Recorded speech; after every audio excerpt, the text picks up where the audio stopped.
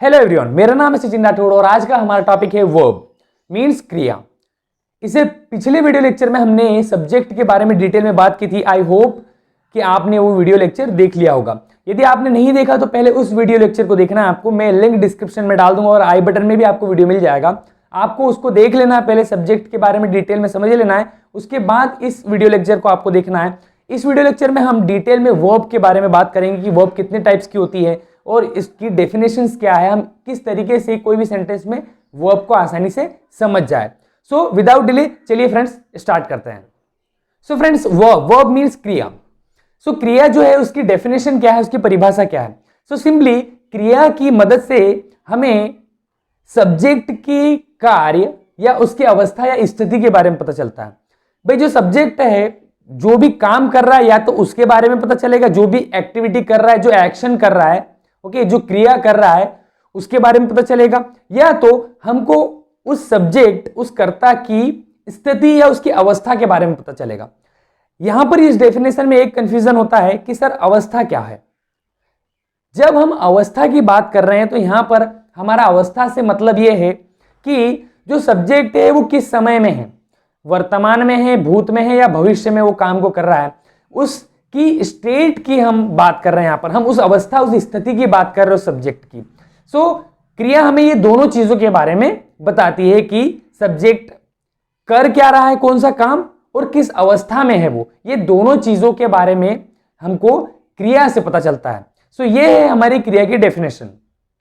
और बेसिकली जो है क्रियाएं दो प्रकार की होती है, हम सभी को पता ही है। पहला है मुख्य क्रिया means main verb, and second is helping verb, सहायक क्रिया, जिसको ऑक्सिलरी वर्ब भी कहते हैं, ऑक्सिलरी वर्ब्स भी कहते हैं। सो यहां पर हेल्पिंग वर्ब कहें या ऑक्सिलरी वर्ब कहें, दोनों सेम ही है। पहला है हमारा मुख्य क्रिया, दूसरा है हमारा सहायक क्रिया। सो फ्रेंड्स, सबसे पहले हम समझते हैं मेन वर्ब के बारे में, मतलब मुख्य क्रिया।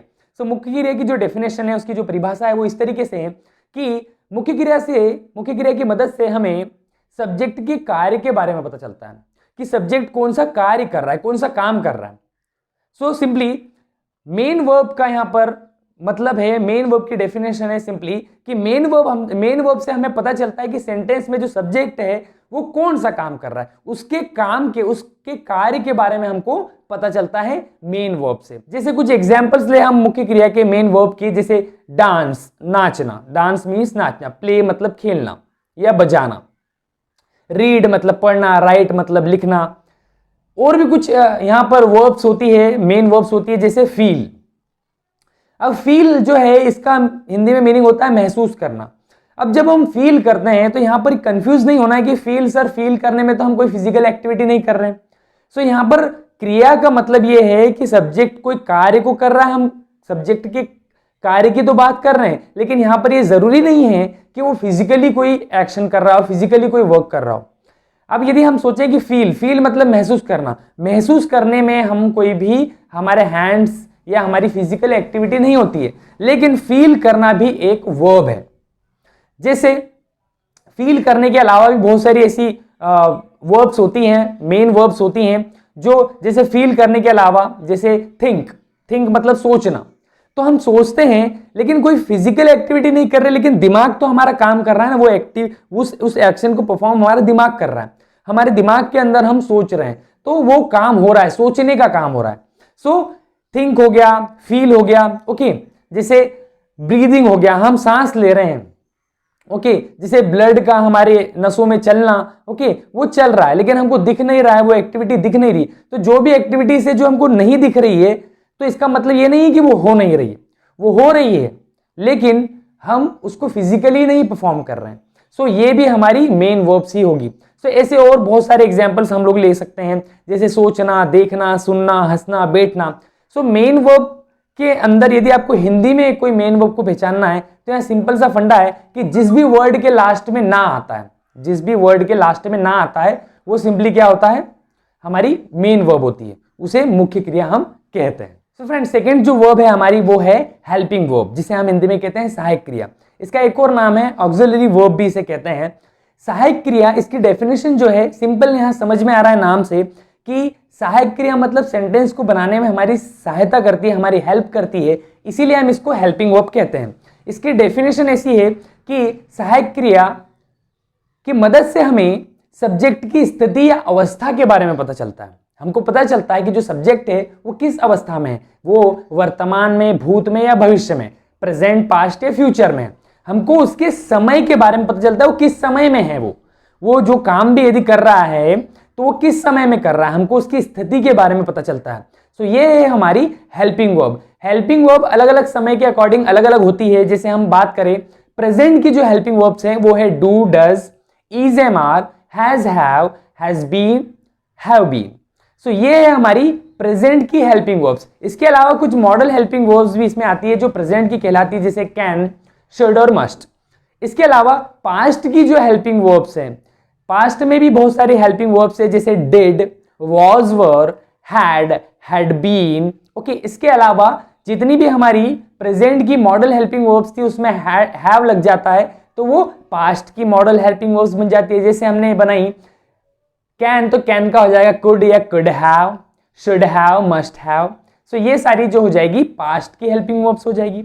उसी तरीके से फ्यूचर की हेल्पिंग वर्ब्स, फ्यूचर की हेल्पिंग वर्ब्स होती हैं विल बी, विल हैव और लास्ट विल हैव टू। सो जो ये विल हैव टू है, ये विल हैव टू जो है ये एक मॉडल हेल्पिंग वर्ब है। सो ये फ्यूचर की मॉडल हेल्पिंग वर्ब है। सो कंफ्यूज नहीं होना है कि सर यहाँ पर मॉडल्स क्यों आ गए। सो प्रेजेंट, पास्ट और फ्यूचर के अकॉर्डिंग मॉडल हेल्पिंग वर्ब्स भी होती है, अलग अलग यहाँ पर डिफाइन की गई है। सो ये है हमारी हेल्पिंग वर्ब्स जो प्रेजेंट, पास्ट और फ्यूचर के लिए अलग अलग यूज होती है। सो फ्रेंड्स, हम कुछ एग्जांपल्स लेते हैं, उससे आपको और बेहतर तरीके से अंडरस्टैंड हो पाएगा कि मेन वर्ब और हेल्पिंग वर्ब क्या है। सो जैसे हम कुछ एग्जांपल्स ले, जैसे Ram is playing guitar, Ram was playing guitar, Ram will be playing guitar. ये तीन एग्जांपल्स मैंने तीनों समय में लिए, उससे हमको अंडरस्टैंड हो पाएगा कि हम बात कर रहे हैं यहाँ पर मेन वर्ब और हेल्पिंग वर्ब की। यहाँ पर देखें कि Ram is playing guitar, Ram guitar बजा रहा है, तो बजाने की जो एक्टिविटी वो है प्ले। प्ले जो है हमारी मेन वर्ब है, वो मुख्य क्रिया कर रहा है। भाई उसी को तो हम कह रहे हैं मुख्य क्रिया, कि राम के द्वारा जो काम किया जाए, सब्जेक्ट के द्वारा जो काम किया जाए उसी को तो हम मेन वर्ब कहते हैं। सो यहाँ पर मेन वर्ब हमारी क्या है? प्ले, खेलना, जिसे खेलना या बजाने के लिए हम यूज करते हैं। यहां पर हम गिटार बजाने के लिए हम प्ले का यूज कर रहे हैं, प्ले वर्ब का। प्ले वर्ड जो है एक वर्ब है। सो यहां पर राम के द्वारा एक गिटार को बजाया जा रहा है, एक काम हो रहा है, एक क्रिया हो रही है। लेकिन यहां पर इज जो है वो हमारी हेल्पिंग वर्ब है। सो इज से हमको पता चल रहा है हेल्पिंग वर्ब से, जैसे हमने पहले ही बात की कि वो स्थिति या अवस्था को बता रहा है कि ये इज जो है वो प्रेजेंट की हेल्पिंग वर्ब है। तो हमको पता चल रहा है कि राम जो गिटार बजा रहा है वो प्रेजेंट में बजा रहा है, वो अभी इस समय में बजा रहा है, प्रेजेंट समय में बजा रहा है। तो इससे हमें पता चला उसकी स्थिति या अवस्था के बारे में। उसी तरीके से दूसरा एग्जांपल कि राम वॉज प्लेइंग गिटार, भाई यहां पर भी क्रिया हो रही है बजाने की, प्ले मतलब बजा रहा था। अब यहां पर राम गिटार बजा रहा है नहीं, राम गिटार बजा रहा था, क्योंकि हमने हेल्पिंग वर्ब यूज की वॉज। वॉज से हमको समय के बारे में पता चला कि ये पुराने समय की बात हो रही है, पुराने समय की स्थिति। यहां पर स्थिति जो है वो पुरानी है, अवस्था जो है पुरानी है, पास्ट की है, क्योंकि हमने पास्ट की हेल्पिंग वर्ब यूज की है।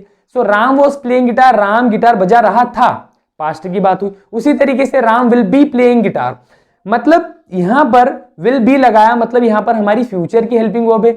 यहां पर भी काम तो वही हो रहा है, एक्शन वही परफॉर्म हो रहा है, लेकिन समय बदल गया, स्थिति और अवस्था बदल गई। अब हम कह रहे हैं कि राम गिटार बजा रहा होगा, फ्यूचर की बात कर ली हमने। तो जब फ्यूचर की बात आएगी तो हम फ्यूचर की हेल्पिंग वर्ब्स का यूज करते हैं। सिंपली कुछ और एग्जांपल्स लेते हैं, जैसे मैं कहूं I am rich, I was rich, I will be rich. ये तीनों सेंटेंस हैं। इन तीनों सेंटेंस में जब मैं कहता हूं कि आई एम रिच, तो इस सेंटेंस में यहां पर कोई मैं एक्शन परफॉर्म नहीं कर रहा हूं, मैं कोई क्रिया नहीं कर रहा हूं, मैं सब्जेक्ट टू सब्जेक्ट के द्वारा कोई क्रिया नहीं हो रही है। यहां पर मैं सिर्फ मेरी स्थिति, मेरी अवस्था को डिफाइन कर रहा हूं, मेरी अवस्था बता रहा हूं कि भाई मैं कौन हूं, मैं रिच हूं, मैं अमीर हूं।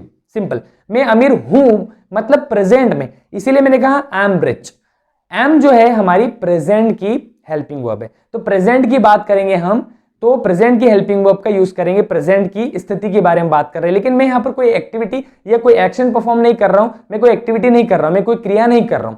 सो मैंने कहा आई एम रिच। मैं कहूं कि आई वॉज रिच, यहां पर मैं बात कर रहा हूं रिच होने की, अमीरी की बात कर रहा हूं, लेकिन अब यहां वॉज हमारी हेल्पिंग वर्ब हमने लगा दी वॉज, तो यहां पर हो गया हमारा सेंटेंस कि मैं अमीर था।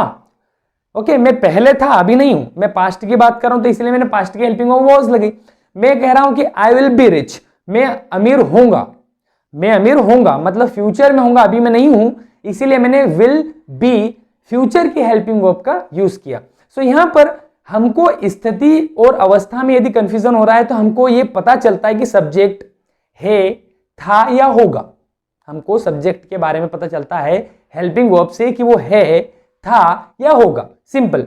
सो आई होप फ्रेंड्स आप लोगों को समझ में आ ही गया होगा कि जो वर्ब्स होती है वो हमारी दो टाइप्स की होती है। पहला है हमारा मेन वर्ब और दूसरा है हेल्पिंग वर्ब, जिसको हम ऑक्सिलरी वर्ब भी कहते हैं। सो दो ही तरीके की वर्ब्स होती है, मेन वर्ब और हेल्पिंग वर्ब। दोनों का ही हम सेंटेंसेस में यूज करते हैं, एक का स्थिति और अवस्था को जानने के लिए, एक का सब्जेक्ट के कार्य को जानने के लिए। तो सिंपल, बहुत ही सिंपल टॉपिक है। आई होप आप लोगों को समझ में आ गया होगा। सो फ्रेंड्स आज की वीडियो के लिए इतना ही। हम मिलेंगे एक नेक्स्ट इंटरेस्टिंग वीडियो के साथ। तब तक के लिए keep growing, keep learning and we can do it. Bye bye.